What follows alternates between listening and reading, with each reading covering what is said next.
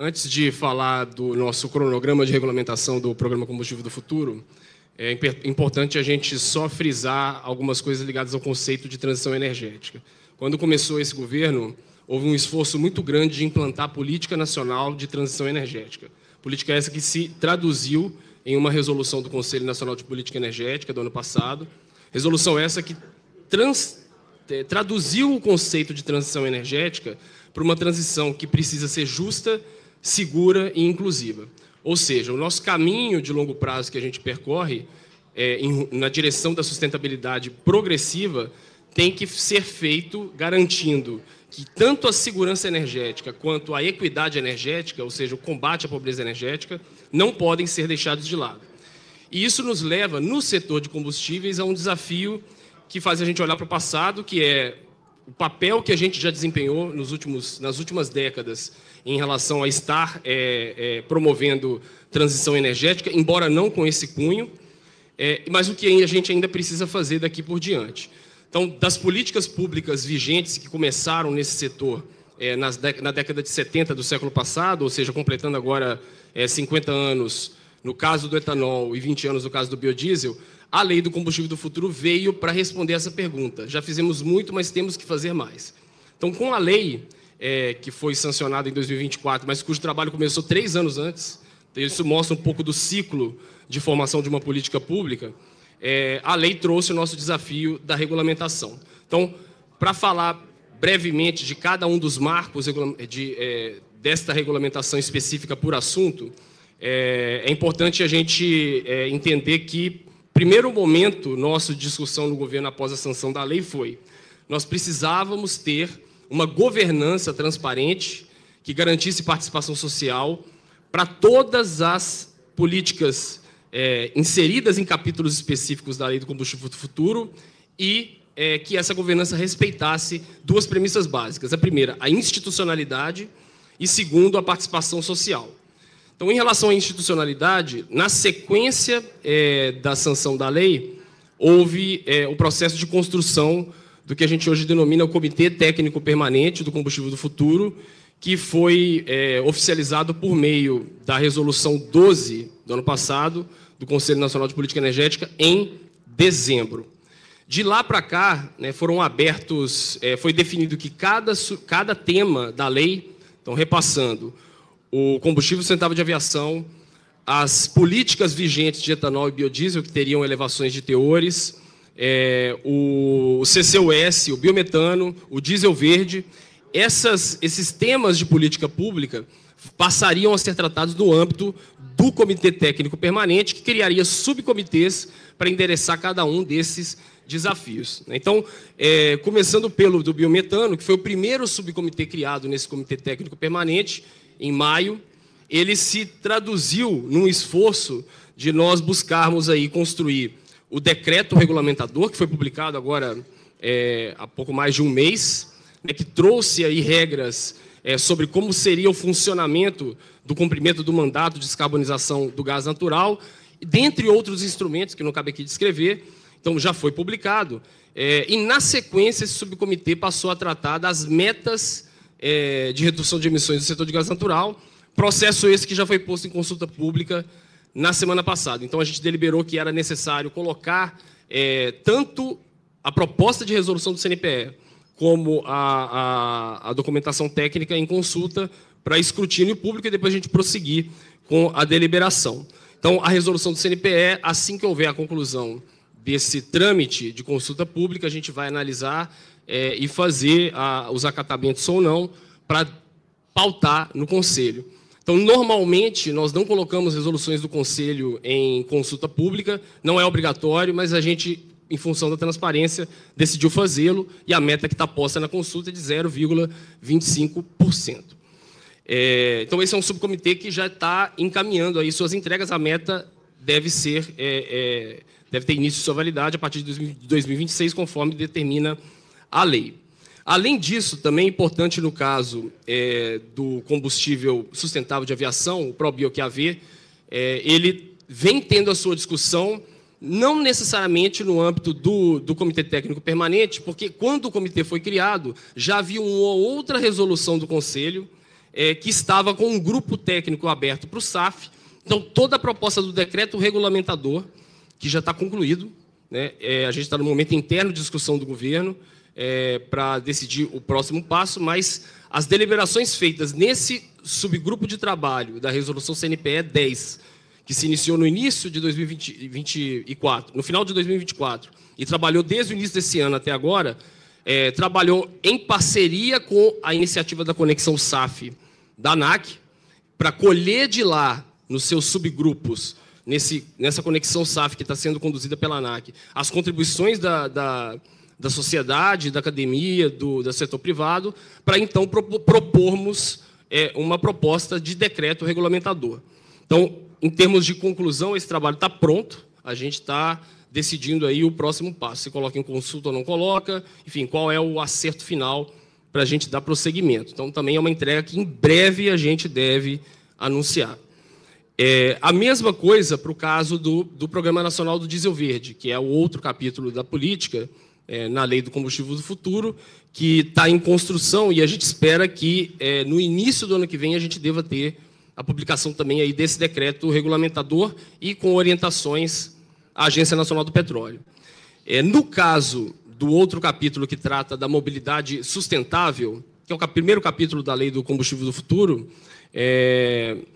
um dos grandes desafios era integrar nos parâmetros técnicos que tratam de análise de ciclo de vida, políticas públicas que enfrentam desafios de mobilidade.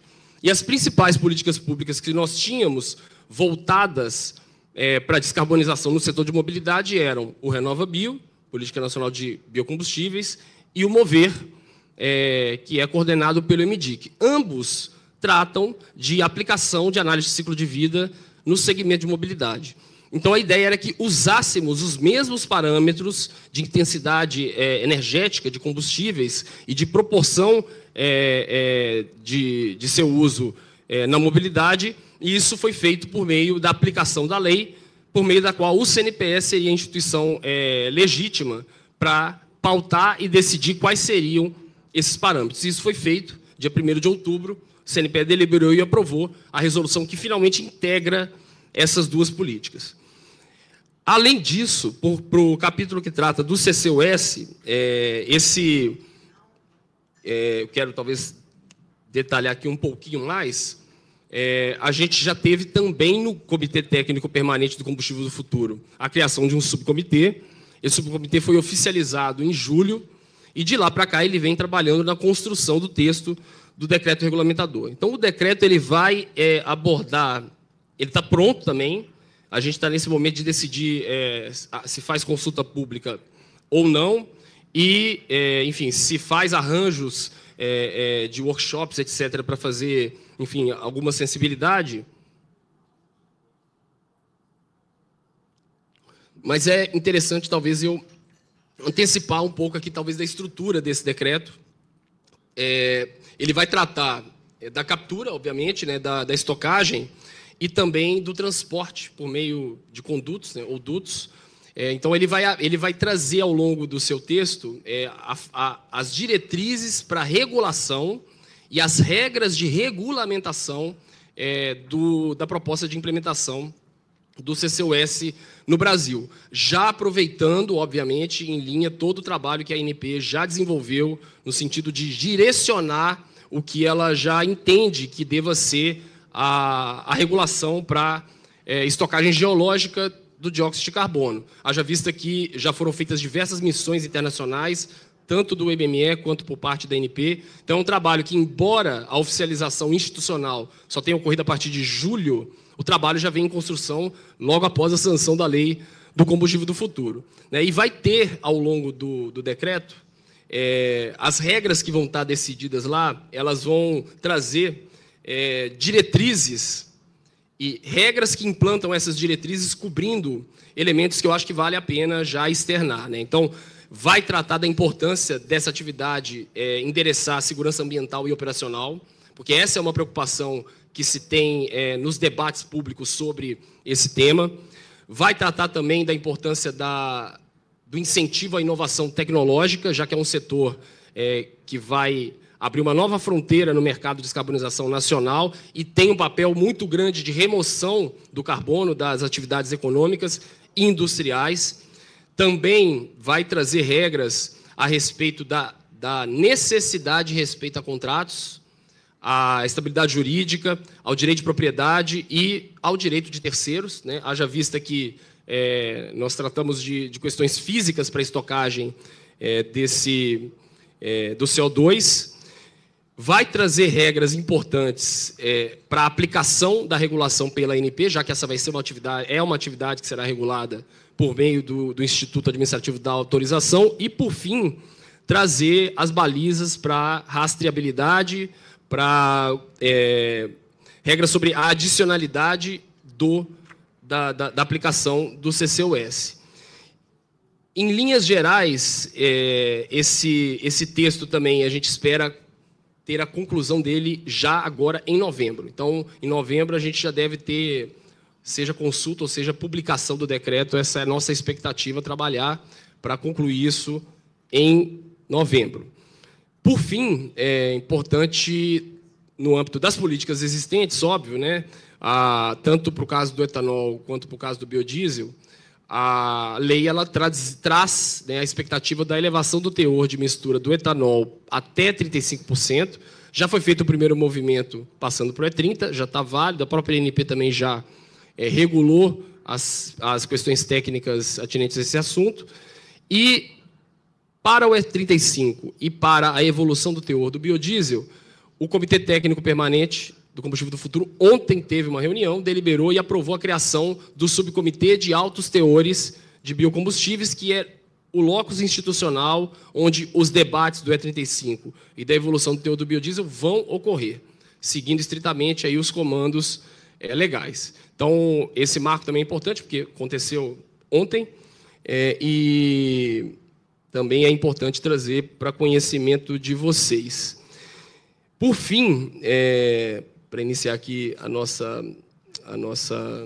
nosso debate, é importante a gente traçar para os aspectos de inovação tecnológica e de aplicação de verbas de pesquisa, desenvolvimento e inovação, principalmente aquelas oriundas da ANEEL e da ANP, a gente relembra que, em 2021, o Conselho Nacional de Política Energética aprovou a Resolução 2 daquele ano, que trouxe, diria assim, de modo tão direto, pela primeira vez, orientações específicas para que essas verbas para o Instituto de Pesquisa, Desenvolvimento e Inovação ocorressem na direção de projetos de transição energética.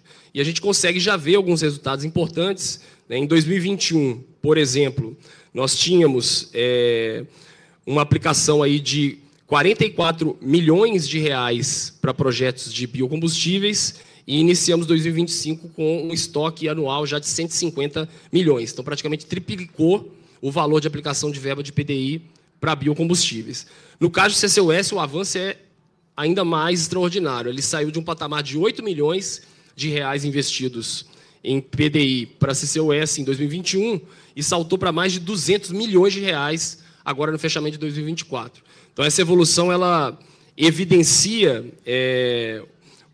a importância das orientações de política pública, e a gente tem a expectativa que, com esses marcos de regulamentação por decreto, conforme a lei determina, e a regulação da ANP avançando em sintonia com a política pública, a gente deva ter isso num crescimento ainda mais exponencial. Mas é importante sinalizar que, embora essa resolução do Conselho fosse voltada para verbas de PDI da ANP e da ANEEL, quando a gente olha as outras fontes de recursos para PDI, BNDES, etc., e soma esses outros que não são a ANP e a ANEEL, a gente verifica essa mesma evolução. Então, o que indica que você trabalhar ao longo desse tempo, nesse ciclo longo de política pública, que, como eu mencionei, no Combustível do Futuro começou em 2021, vamos completar agora 4 anos desde que tudo começou, a sinalização correta para a sociedade e para o mercado e trabalhar para que a gente faça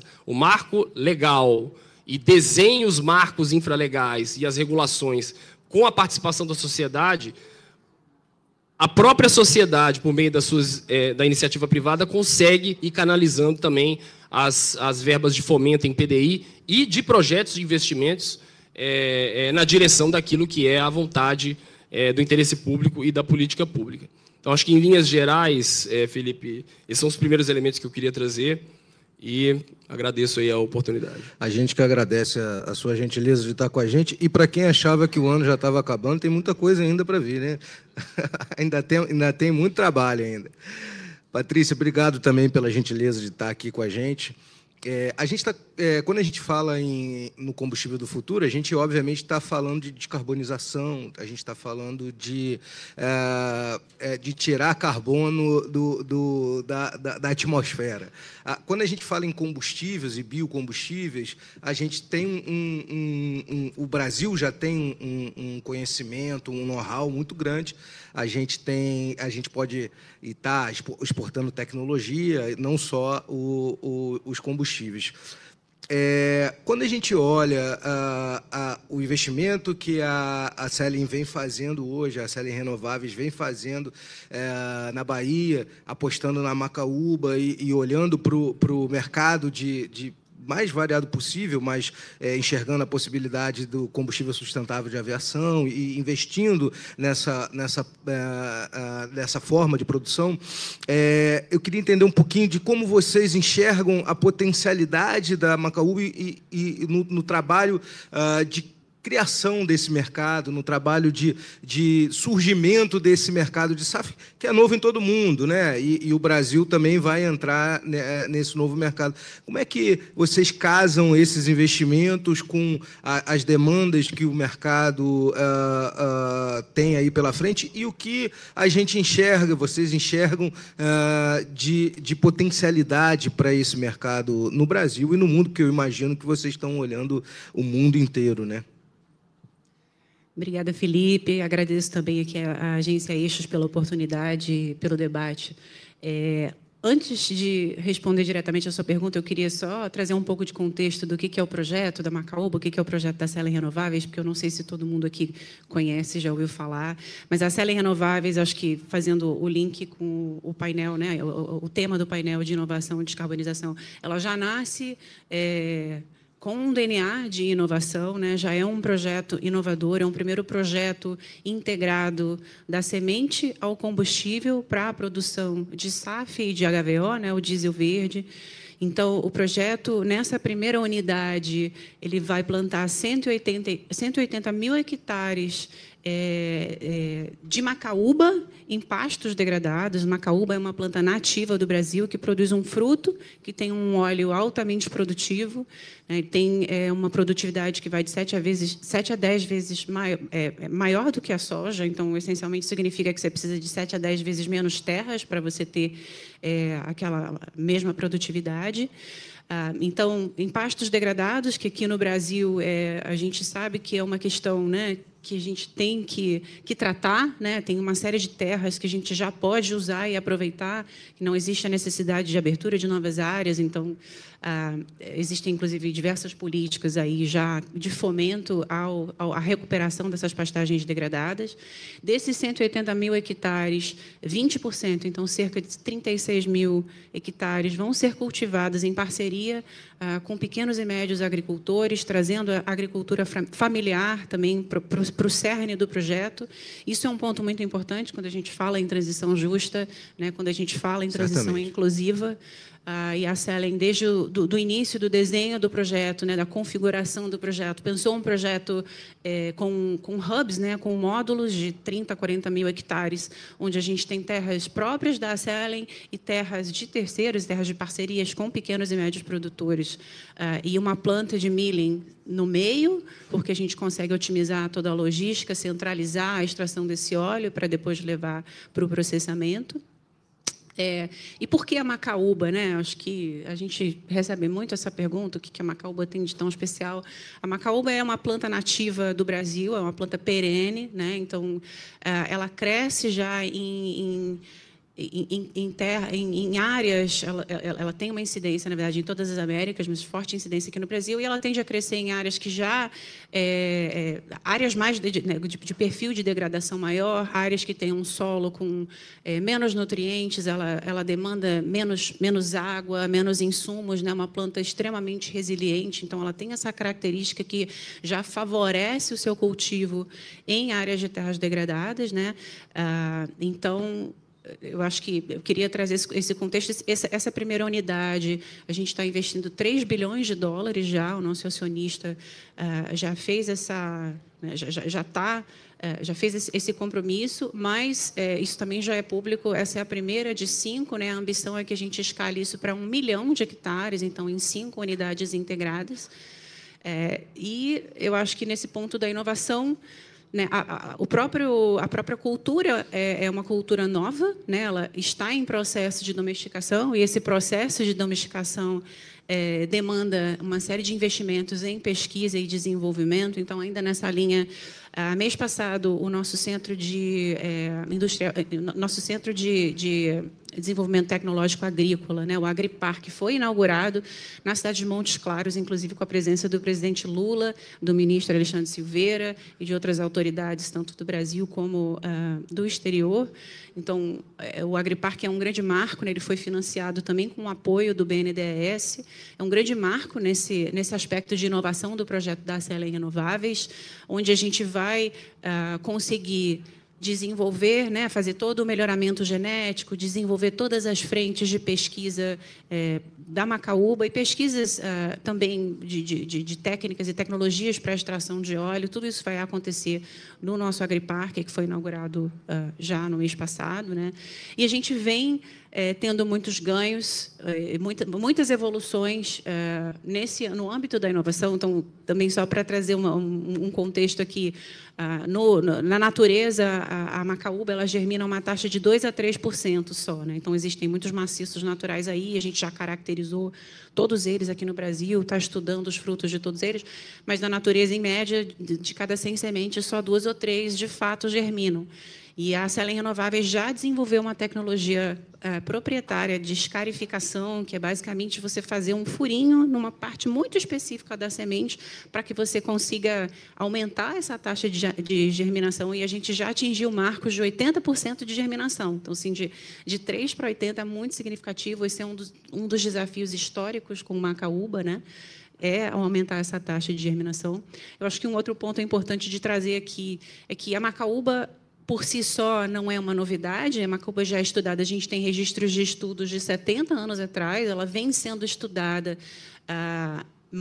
com maior afinco nos últimos 30 anos e mais recentemente, e a Acelen tem feito um trabalho de integrar todo esse conhecimento por meio de ecossistemas, de parceiros institucionais, de centros de pesquisa no Brasil e fora, né? Tem instituições internacionais que vêm estudando e que já atestaram o potencial energético da macaúba. Então, tem muito um trabalho de integrar, de agregar todo esse conhecimento e de desenvolver em cima dele, né? Então, a gente já tem muitos blocos aqui que a gente consegue trabalhar em cima, e aí isso permite que a gente acelere em todas as frentes, tá?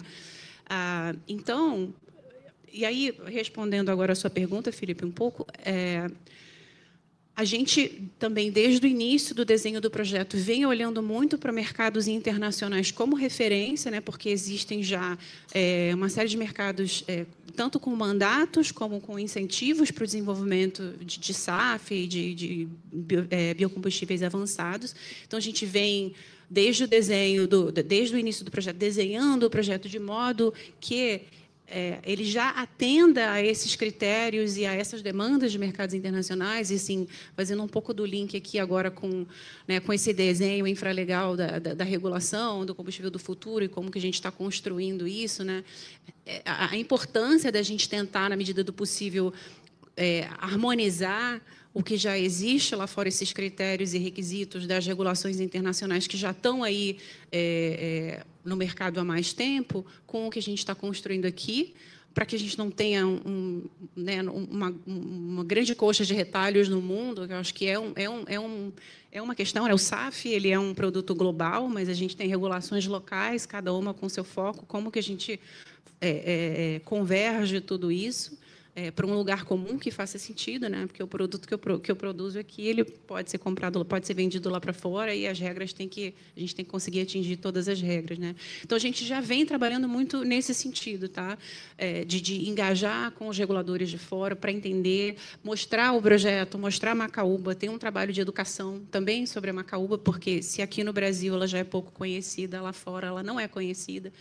Então, existe um trabalho, sim, educativo e de engajamento, tanto com o diálogo técnico, né, com os técnicos, seja na Comissão Europeia, os técnicos que são responsáveis pelo desenho das regulações, seja nos Estados-membros, que transpõem as diretivas para as suas regras nacionais, a gente entender quais são os possíveis gargalos e já ir trabalhando para superá-los à medida que o projeto vai evoluindo. E a gente tem essa vantagem, né? A Macaúba ela leva de 3 a 5 anos para gerar o primeiro fruto. A maioria desses mercados, para que você consiga certificar, você tem que estar operando. Então, a gente tem um tempo aí para fazer esse trabalho de educação, para fazer esse trabalho de retroalimentação do próprio projeto, né? A gente vai aprendendo e vai retroalimentando, para que ele atenda a todos os requisitos das regulações, sejam elas nacionais ou internacionais. E aí, aqui no âmbito nacional, a gente vem participando e dialogando também por meio de associações que a gente faz parte, aportando também o conhecimento e tentando contribuir aí para essa construção que é tão importante para todo mundo aqui. Legal, bacana. Renato, a Patrícia traz uma preocupação de quem está produzindo, quem vai produzir SAF, que é a capilaridade de oferta do produto dela no globo, né? Não olhando apenas o mercado brasileiro. De que maneira, em que medida isso está dentro da preocupação do que vocês estão desenvolvendo? Eu sei que você falou que o decreto já está pronto, vocês estão estudando a forma como vão divulgar. Mas de que maneira isso está dentro da preocupação de vocês quando vocês estão produzindo esse decreto? E mais, traz uns spoilers aí para a gente do que vem nesse decreto. Tenho certeza que todo mundo está curioso. Spoiler a gente solta gradualmente, né? Voltando um pouquinho no tempo, quando a gente estava discutindo o ProBio QAV na lei para ir para o encaminhamento normativo, esse debate ocorreu em 21 e 22. Antes da gente sequer propor o texto do encaminhamento para o CNPE, a gente fez um trabalho extenso de participação social e foi fundamental porque isso já foi mapeado lá atrás, né? Quando você recupera antes do envio ao CNPE, acho que foi em janeiro de 22, a gente elaborou as premissas da política pública a ser elaborada com as diretrizes corretas. Então, veio ali, por exemplo, uma delas era essa.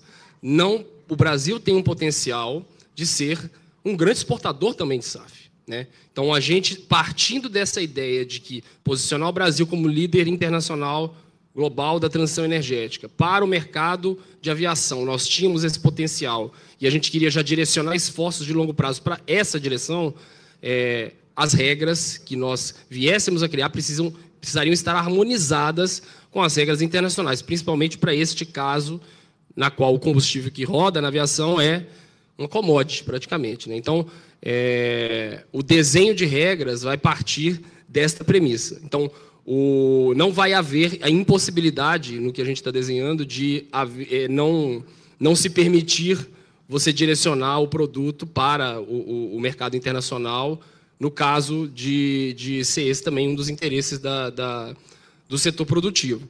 Mas esse desenho, né, ele vai detalhar ali as regras aplicáveis e, basicamente, vou pegar um paralelo. Você tem a Política Nacional de Biocombustíveis, no caso do RenovaBio, com alguns aprendizados. Então, a gente acolheu esses aprendizados para, nessa proposta, trazer o encaminhamento de modo que o alinhamento ao Corsia e as regras vindas da ICAO estejam na regulamentação do decreto e que permitam aos agentes que operam no setor privado, também por meio da sua autonomia da atividade privada, se ele for somente trabalhar com o mercado nacional, por exemplo, vai haver um conjunto de regras que vai estar direcionado para aquilo. Mas se também o agente quiser direcionar ao mercado internacional ou a ambos, vai haver uma flexibilidade para que você adote a estrutura de certificação, enfim, e os demais instrumentos que permita você endereçar para o mercado que você também tem o interesse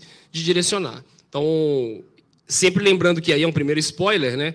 Uma regra mais rígida, se você já escolher adotá-la, vai valer para tudo, né? Então, se você optar, por exemplo, adotar as regras integrais do CORSIA, aquilo já vai valer para o mercado nacional. Então, isso também estava nas premissas discutidas no âmbito do Conexão SAF. E eu acho que isso daí é fruto do diálogo com o mercado, com a sociedade, ao longo de todo esse processo de aprendizado. Legal.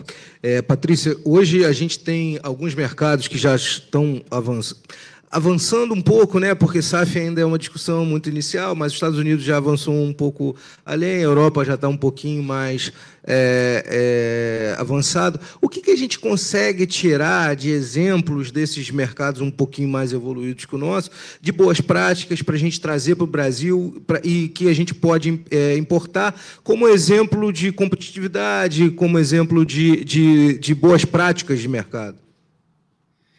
Eu acredito que esses mercados que já estão um pouco mais avançados, né, eles já vêm desenhando os modelos de certificação justamente com critérios que eles entendem que são importantes, que a gente consiga comprovar para os biocombustíveis, para que a gente, para que esse produto seja um produto que tenha integridade, para que esse produto seja um produto que tenha rastreabilidade. Então, assim, rastreabilidade acho que é uma palavra importante aqui, né? E por que isso para a gente é chave? Porque a gente, como eu falei no início, assim, o projeto da Selen é um projeto integrado da semente ao combustível.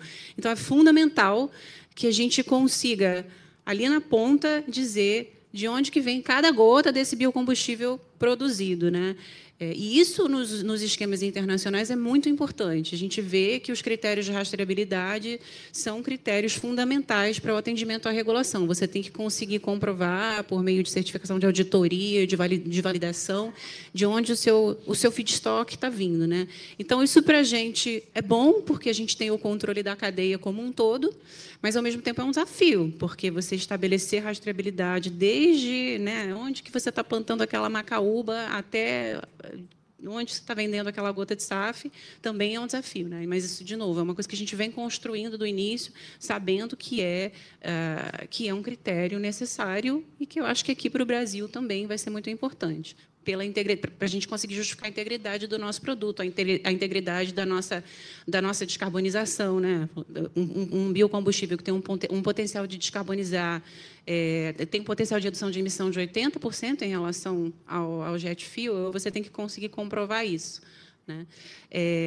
Eu acho que, na linha do que o Renato estava falando aqui também, da intensidade de carbono, né? Como que a gente garante esses cálculos de ciclo de vida, que eles estejam alinhados também a metodologias internacionais, para que a gente tenha, no final, né, uma métrica que a gente consiga usar aqui e lá, e que seja representativa daquele biocombustível. Eu acho que também é um outro ponto, é um outro aprendizado que a gente vê lá de fora, o CI Score, que eles chamam, né, é algo que é muito batido, né, e não é trivial, não é simples você fazer esse cálculo, tem diversas metodologias, tem diversas considerações que você tem que levar em conta. Então, eu acho que isso, e os critérios de sustentabilidade também, que são muito importantes e que eu acho que aqui, internamente no Brasil, também a gente vem olhando muito próximo, então, eu acho que isso também tem que ser considerado. Legal. Eu queria continuar com você, Patrícia. Como é que é o desafio de se montar uma cadeia de fornecedor de suprimento para um projeto totalmente novo? Como que é esse desafio? Como é que vocês estão construindo isso?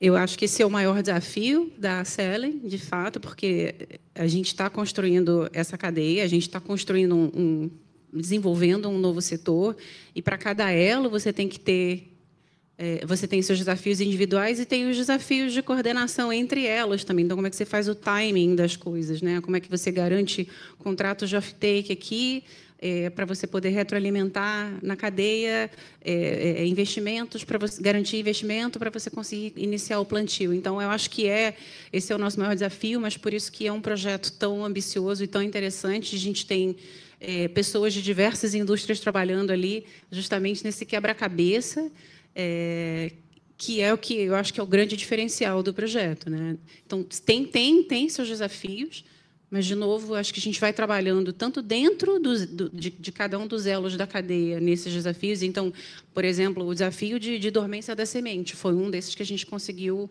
já alcançar uma taxa de sucesso alta. Aí, ele dentro da planta de extração, né? A gente já tem plantas piloto no nosso agriparque que estão extraindo percentuais altos dessa macaúba, bem mais altos do que o que a gente desse óleo, né? Do que a gente imaginava inicialmente.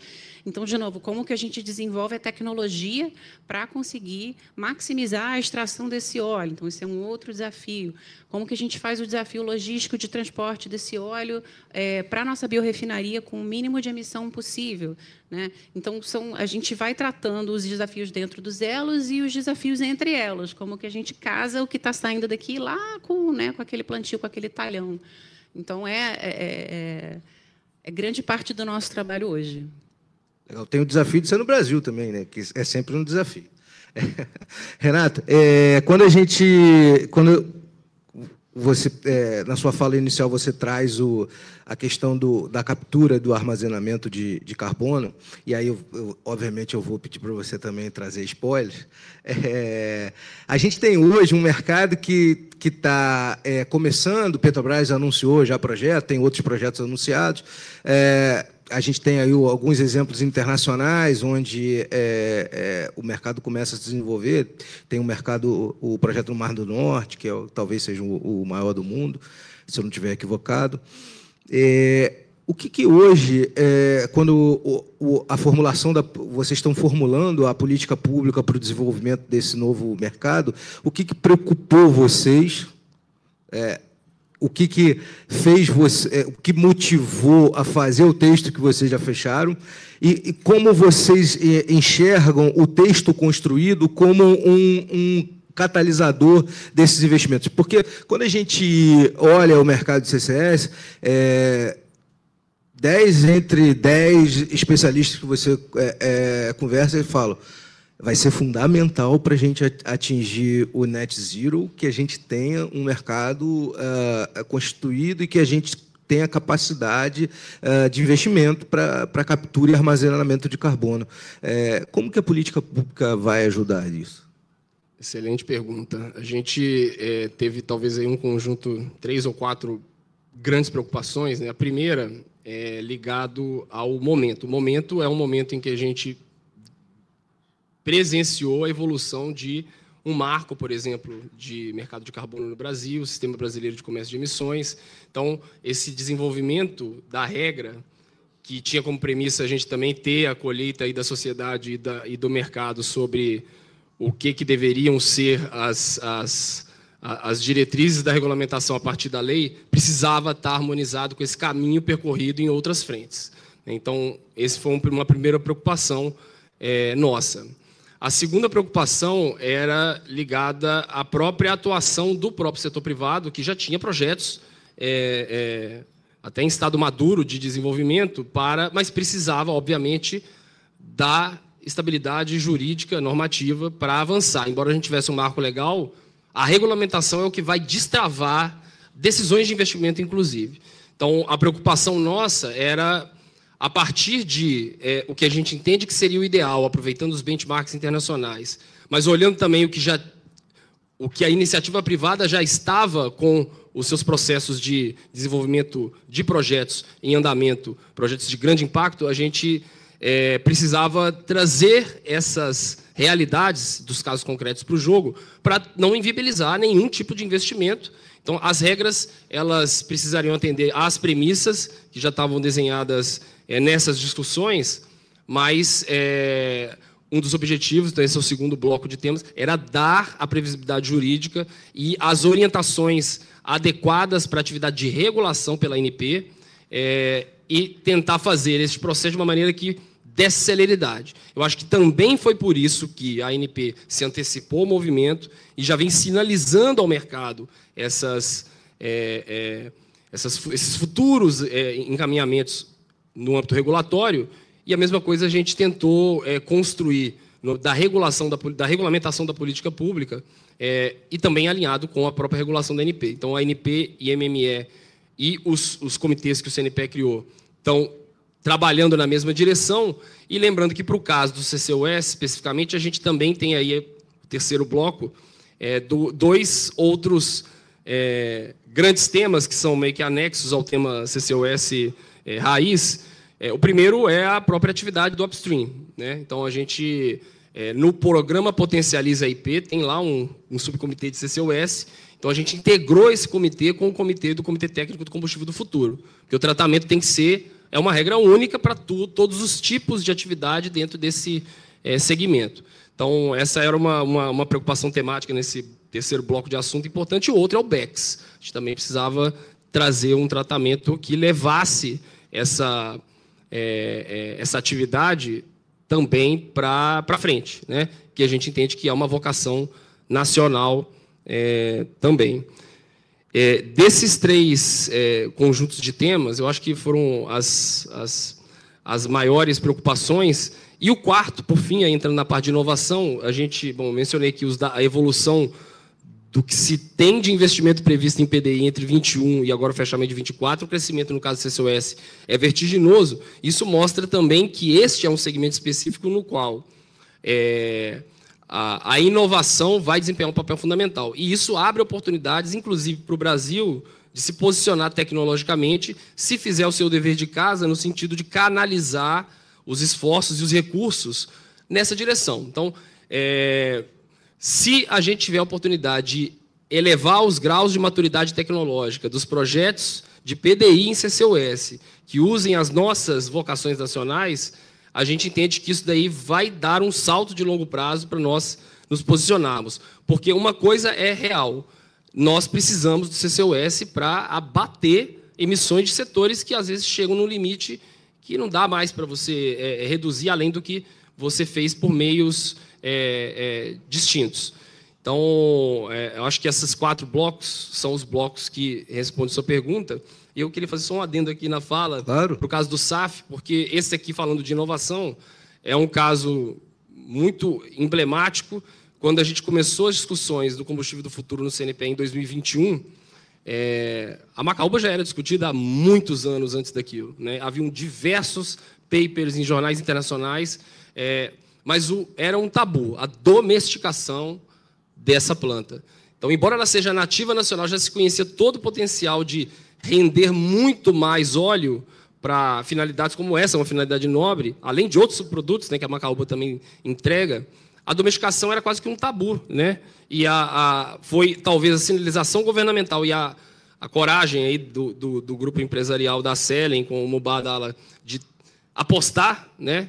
E é o PDI, é o Agripark, que foi inaugurado agora em Montes Claros, e essas inovações tecnológicas aplicadas a esta cultura que, dando certo, e a gente acredita que vai dar certo, vão dar uma posição para o Brasil importante, e isso leva também a outro ponto que eu queria comentar da fala.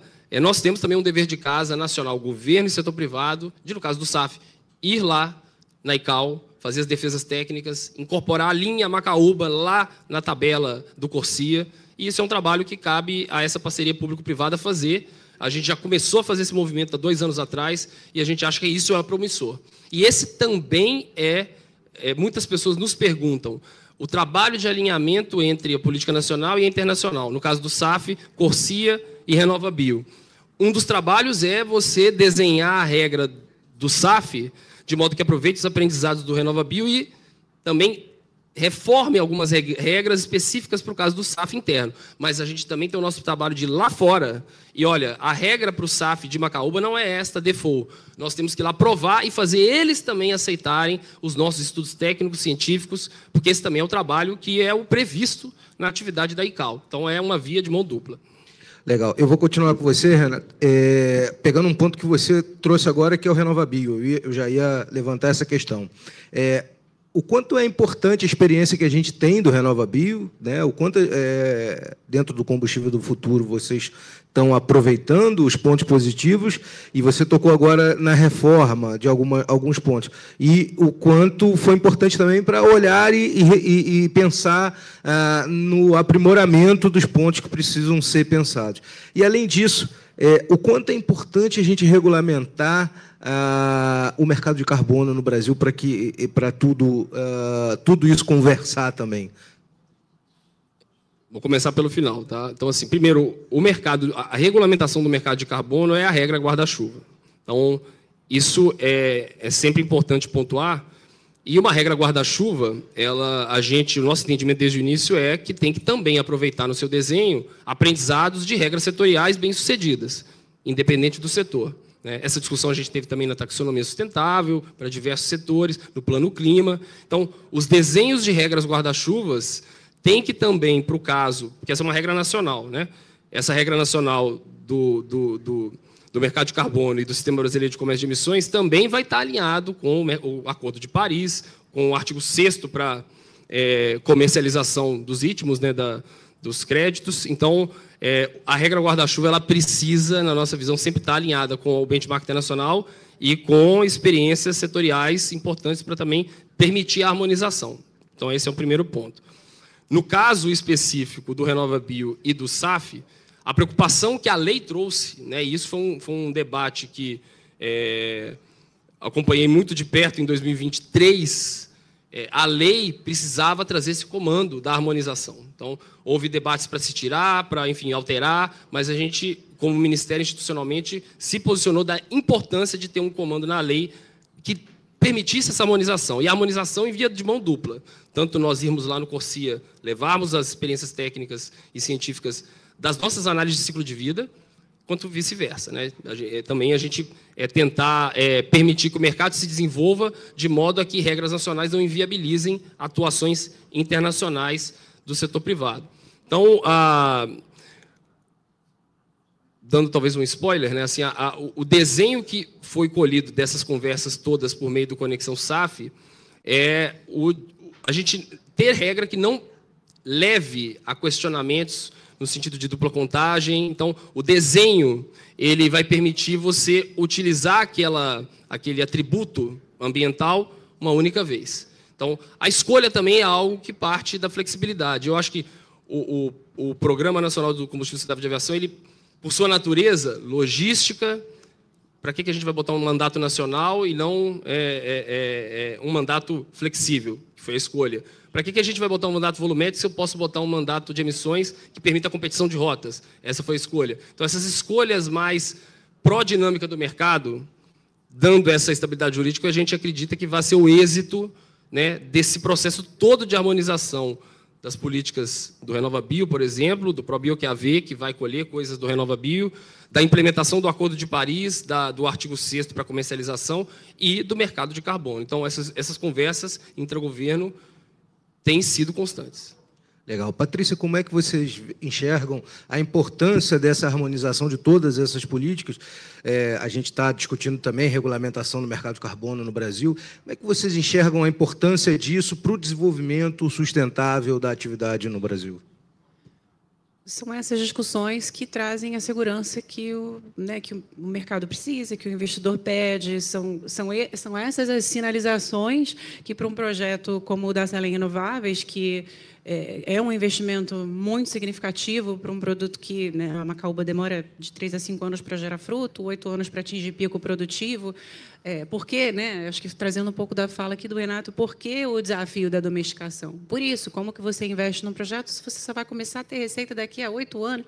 O que você faz nesse meio do caminho?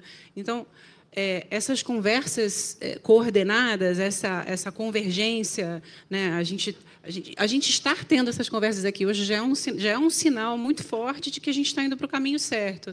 E isso é fundamental, porque isso traz segurança para o investidor, isso traz segurança jurídica.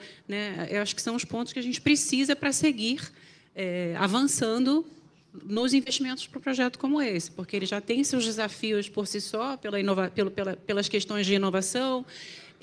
Então, as políticas públicas e o desenho dessas regras e a convergência dessas políticas com um propósito único, que, no final do dia, é a descarbonização, é a gente atingir essas metas, é a gente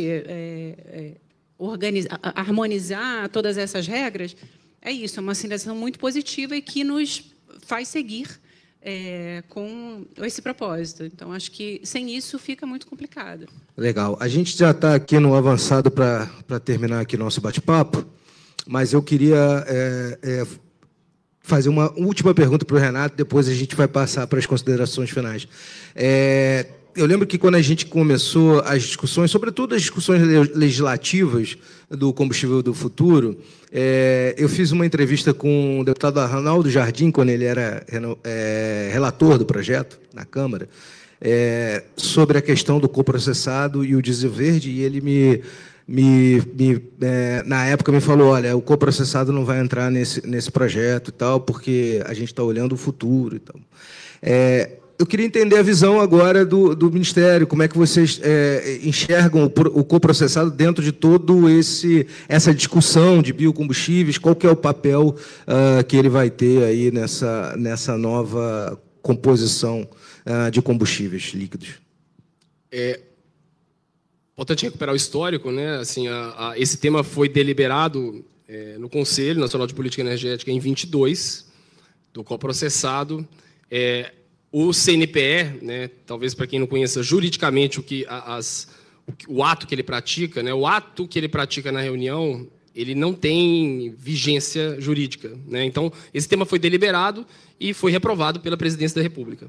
Então, em tese, é o ato do presidente, que é um despacho de aprovação da resolução deliberada, que torna aquele ato um ato jurídico perfeito. Então, esse tema foi desconsiderado na época, e todas as políticas desenvolvidas a partir dali, inclusive, por exemplo, a política nacional, o Programa Nacional do Diesel Verde, partiram da premissa, olha, isso não vai adiante, vamos seguir com o tratamento do tema com as políticas específicas. Então, o diesel verde, o biodiesel, né, e o óleo diesel com conteúdo renovável coprocessado, que também ajuda na descarbonização. Tá? Então, esse é um ponto importante. Embora a decisão política de caminhar no sentido de ter um tratamento específico para o diesel verde, um para o biodiesel e para o conteúdo renovável, que é quantificável, tá? E que tem um papel na descarbonização, o grupo de políticas públicas seguiria com caminhos distintos, né, integrado ali pela Política Nacional dos Biocombustíveis. Então, no caso do coprocessado, o que se tomou como decisão era a interpretação regulatória de não ver aquele coprocessado como um biocombustível em si, mas trabalhar no sentido de reconhecer o papel que ele tem em reduzir a pegada de carbono do combustível fóssil. Então, é isso. Legal, bacana. Renato, eu queria então já pedir as suas considerações finais. A gente está encerrando o nosso bate-papo. Olhando para a COP, o que a gente, como indústria, pode entregar, levar de discussão para a cúpula do clima, que vai acontecer mês que vem lá em Belém.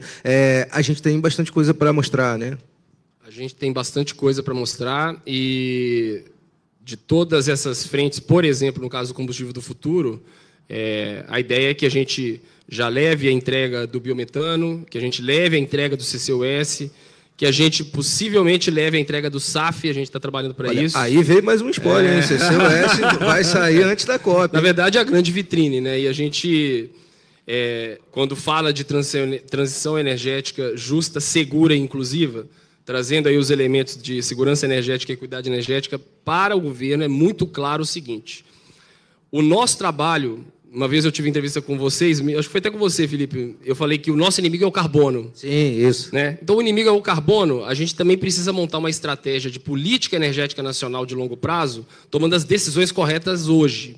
E, na nossa visão, para a gente atacar dentro do mercado de petróleo, gás e combustíveis como um todo, o problema, interessar a questão da transição energética, a gente deve priorizar, atacar a demanda por combustíveis fósseis e derivados de petróleo, mas não necessariamente atacar a oferta de óleo e gás na produção dos campos offshore e onshore, porque a nossa realidade é uma realidade de uma produção que tem uma pegada de carbono muito abaixo da média mundial. Então, o foco é a gente continuar o que já é a nossa tradição e avançar mais. Por isso a importância da lei do combustível do futuro, porque ela ataca a demanda. E a demanda sendo reduzida progressivamente, a gente está fazendo o nosso papel de contribuição sem necessariamente prejudicar, por meio de um ataque inadequado à oferta, essa é a nossa visão pública de óleo e gás, porque esse óleo e gás brasileiro, num cenário global de resiliência, os cenários mostram isso, né, de resiliência da demanda por petróleo em um nível bastante elevado, e o Brasil posicionado como um país que produz este produto de uma maneira mais sustentável do que a grande maioria e a média mundial em termos de pegada de carbono, a gente tem um papel a cumprir ainda. E usufruir dos benefícios das rendas petrolíferas para promover e acelerar o processo dessa transição de maneira segura e inclusiva. Então, a gente acredita que a transição harmônica, e esse é o nosso drive, o MME é talvez um dos ministérios que mais trabalha pró-processo de sustentabilidade, e eu acho que o reconhecimento da Lei do Combustível do Futuro, né, como ela foi recepcionada pelo mercado e como ela foi construída, acho que é uma prova disso. Então, a COP vai ser, sim, uma vitrine para a gente levar entregas já prontas, como esse é o caso do biometano, do CCUS e possivelmente do SAF, a gente está trabalhando para isso, como também já sinalizar o que vai vir proximamente. Então, a agenda internacional brasileira para o tema é prioridade nacional, é prioridade da Presidência da República, do Ministério de Minas e Energia, e a gente vai continuar trabalhando para os fóruns internacionais também avançar essas agendas, mantendo e ampliando os nossos compromissos internacionais de descarbonização. Legal, obrigado, Renato. Eu agradeço mais uma vez a sua gentileza de vir aqui, estar aqui com a gente, se deslocou lá de Brasília para esse bate-papo. Obrigado. Patrícia, obrigado também pela gentileza de você vir debater com a gente. Queria entender, então, nessa mensagem final, a visão da Acelen, o que a gente entrega na COP, o que a gente leva, o que a gente tem de potencial para mostrar na Conferência do Clima no mês que vem. Estaremos lá no mês que vem. O projeto da Acelen Renováveis foi lançado na COP28, né? Em Dubai a gente fez um grande evento, foi um grande lançamento, e a gente vai nessa COP. O que a gente quer levar é justamente a evolução até aqui, né? A gente evoluiu muito rápido em 2 anos. A gente teve recentemente o que a gente chama de Acelen Summit. Então, foi um evento que a gente realiza a cada 2 anos, onde a gente traz todos os nossos parceiros, pesquisadores e instituições, justamente para tratar de diferentes temas da Macaúba, né, e do projeto, e como que eles vêm evoluindo. Então, a gente leva para a COP justamente essa evolução. É importante a gente mostrar para o mercado que a Macaúba, apesar dos desafios, pode ser domesticada, que as políticas públicas que estão sendo desenvolvidas, elas vão favorecer, vão fomentar o desenvolvimento de projetos de novel feedstocks como o nosso e de outros, né, e vão fomentar o crescimento desse mercado, vão dar a segurança que um player do setor privado precisa. Então, estaremos lá levando esses resultados, estaremos em diferentes painéis com instituições das quais a gente faz parte, né, e conversando com todo mundo e seguindo, né, nessa missão e nesse propósito de trazer o projeto principalmente nas interações com o governo também. A gente tem tido uma receptividade muito positiva, assim, de todos os stakeholders que a gente vem conversando. Então, acho que é isso, assim, continuar construindo essas alianças para que o projeto da Acelen Renováveis seja um projeto flagship do Brasil, porque acho que é um projeto que representa o potencial do Brasil nesse mercado. Então, estaremos lá e vai ser um prazer encontrar com vocês lá. Pode falar. Um último comentário aqui importante, porque estando aqui setor público, setor privado, e no caso específico da Acelen, talvez só frisar um ponto sobre o PAC, né, o novo PAC. A configuração do novo PAC, talvez a experiência da Acelen evidencie o que era a premissa quando ele foi instaurado em 2023. A ideia do PAC, nessa versão, é ter projetos privados. E ter projetos privados que entrem na lista de prioridade, por isso entra no PAC. Esse é um exemplo, o exemplo da Acelen está lá no PAC. E qual que é o papel nosso do governo? Entrou no PAC e entra na prioridade nacional. Então, a gente vai fazer o que for possível para destravar trâmites administrativos e acelerar os processos, porque a gente entende que ele é prioritário para a nação e ele é prioritário para a projeção internacional do país. Então, nesse caso aqui, né, o próprio presidente Lula foi na inauguração do AgriPark, que é um projeto de PDI, para o desenvolvimento e domesticação da Macaúba, que destravou, digamos, mitos, tabus antigos da própria ciência brasileira, e que o governo quis dar um sinal. O próprio presidente foi lá para fazer a inauguração para dar este sinal. Olha, a iniciativa privada vai tocar esses avanços, e o governo tem o papel também de, em harmonia, promover, por meio de políticas públicas, a aceleração desse processo. Então, esse é um ponto importante. Justa, nosso presente é uma energia justa pra cada um dos brasileiros. Justa, essa energia é a gente que faz. Sabia que a Petrobras é quem mais investe em transição energética no Brasil? Não é à toa que é a empresa mais inovadora do nosso país.